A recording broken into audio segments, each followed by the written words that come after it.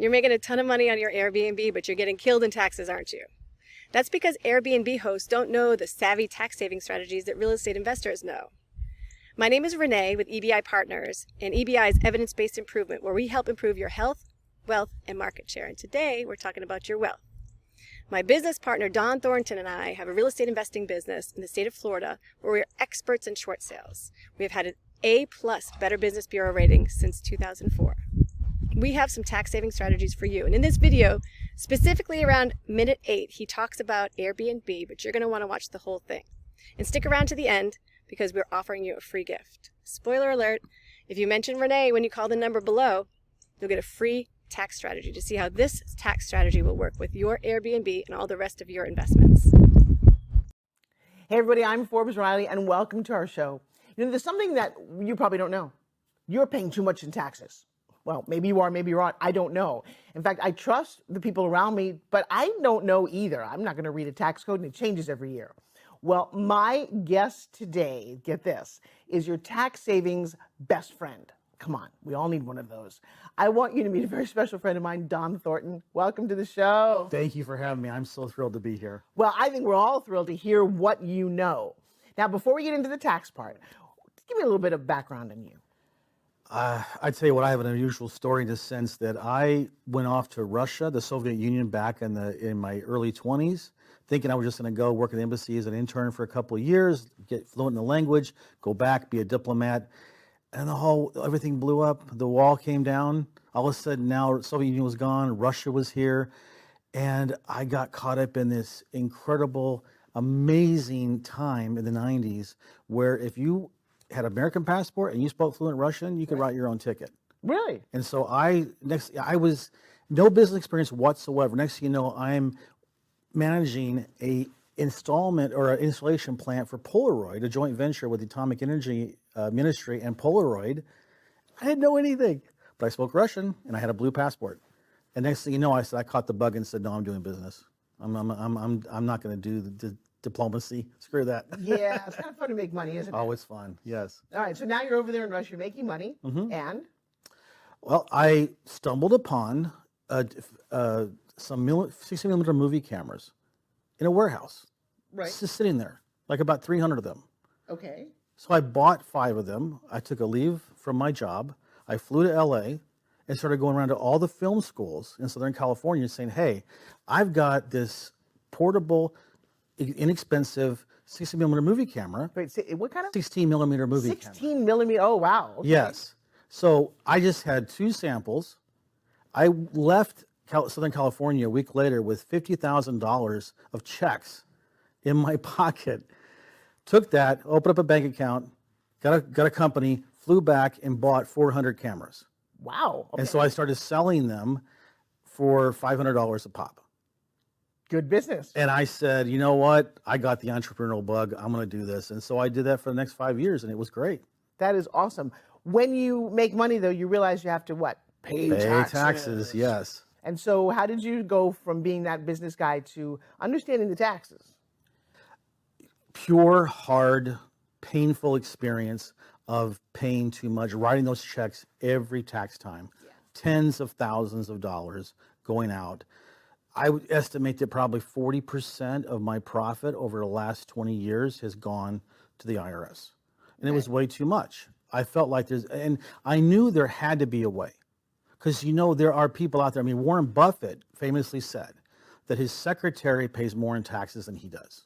Now, it's not because it's illegal. It's because he just understands tax code and there are systems set up. And would you say it's fair to say that the rich understand that? Yes, absolutely. So it's the tax code is there for everybody.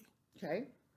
The difference is that we are so conditioned to only do certain things a certain way. And that extends into the legal profession and CPAs, financial advisors.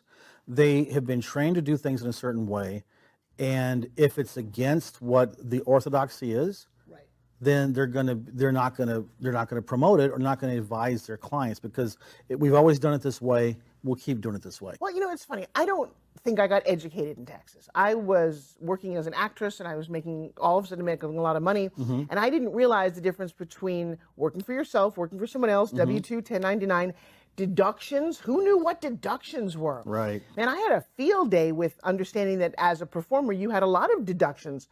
But I don't remember who taught me that. And I don't think it was school. I think it might have been some tax guy. And you know what? I never really went back to explore what my options are. Yeah. Yeah. Do you think I'm pretty typical? Yes, you're very typical. I'm the same. Hey, guilty as charged. I was the same type of person. I started doing real estate investing in Orlando, Florida. Right. Did very well at it. That's why I was writing those checks. Kept writing those checks every year. Right. All of a sudden you're making money. And so I'm thinking to myself, well, what do I do? Well, so your automatic reflex is I'm going to deduct as much as I can. Right. But it only helps so much. And for a lot of people who do 1099, like you were talking about, you don't have any deductions. Right, which is a little scary. Yes, and so you're getting even a bigger bite coming out of your money. So we're going to come to understand that you are now a specialist. How long have you been dealing with taxes and being our best friend? I have had a trust for 2 years. I'm like the guy in the commercial that said, I like this thing so much I bought the company. That's kind of like what I did. I got the trust. I heard about it. Finally, fate stepped in. Someone knew someone who knew someone that had a law firm that was copyrighted and been doing this for 50 years. And this was the trust I was looking for. And that's why I jumped on it. And then I thought, Wait, hang on. Okay, define the word trust. The trust at its core is a contract. Okay. A contract between two people. And in this case, the governing instrument of my money, should I decide to put it in there, or any other investments that come into this trust, right? What I can do as a trustee who controls it, what my beneficiaries can do, my family, my kids, my wife, what they can do, that's a contract. Okay. Are there different kind of trusts? Yes, there's so many different kinds of trusts. Why? Because they're suited for different needs. So you have a living revocable trust. Let's say that your whole agenda is you don't want your property to go to probate when you pass. Okay. Okay. It's a very simple trust, and most people know about that. Right. So that serves a certain purpose. Now, I cannot get any tax reduction from a living revocable trust. It's not designed for that. It's not in the contract. Okay. Why isn't it in the contract? Do they not know? No, it was, again, designed for just that purpose. Okay. So their pain point was they do not want to have a judge decide who gets what. Okay, so you would have a trust if you want to have your beneficiaries, you want to pass the money along, Yes. and you always hear about it, it gets stuck in probate, Yes. you have estate taxes, and the kids get nothing. Exactly. You don't want that. Right. Okay. And you can do that with a revocable trust, a living revocable trust. Okay. And that's why they do it. Okay, but that's not your trust. No, it's not, and it won't help you with capital gains, or it won't help you with anything else that have to do with. I mean, you avoid probate, but if you're going to inherit something, you're going to pay an estate tax. If it's so that's So your trust, yes, which is in conjunction with the law firm, does what? We have 4 basic benefits that are amazing. Number 1, imagine this: any passive income that comes into your trust is a non-taxable event. Define passive income. Royalties. Okay. If you write a book, right, you get royalties. Passive income is not taxable in this trust. Really? Right. Okay. If you invest in a limited partnership somewhere, you start getting limited partnership profit sharing. Right. That's capital. That is not a passive, or it's not a taxable event. Exactly. Rentals. You're a real estate investor. You have a building lease, not taxable event. Airbnb? Same thing. That's considered rent. Yeah. Uh-oh. Yes. Okay, this is really, really interesting right now. Secondly, any capital asset that you sell, the trust sells, is not a capital gains tax event. Now, let me ask a question. Does your trust also cover probate? It does, because this is a irrevocable trust. So when my wife and I decided we're going to go in and invest in this trust, we sold every single thing that we owned into the trust. Okay. I don't own anything anymore. I hear that a lot. Yes. I'm personally not at that stage, and I'm Yes. excited because if you're like me, you want to listen up. So the trust now owns everything. Okay. Okay. So we have a number of rental properties that we still, all the money that comes in the trust as passive income. So we're not, that's when he's just there, it's not being taxed. Okay. Why, I'm sorry, I just have to stop for a second. Why wouldn't everybody want a trust like this? They don't know about it. Why not? Because this trust was developed by a law firm that all they specialized in for decades was just protecting people in Texas, Louisiana, in oil producing areas in this country to not pay taxes on their royalties. Oil, gas, mineral. Does the government not want you to know about this, or does it not matter? It's not I don't think there's any, the government doesn't care. It's in the tax code. And it was written in when the tax code was first implemented in the beginning of the 19th century, or it was there. They wrote it into it. But, focusing on oil and gas and realizing, well, wait a minute, you're getting royalties from oil and gas. Well, what if you got royalties from film, from movies? And then what about other passive income? What about rents? And so it just kind of just slowly developed. And then eventually in the last 10 years, it's just taken off. Is it expensive to get a trust? I will tell you this.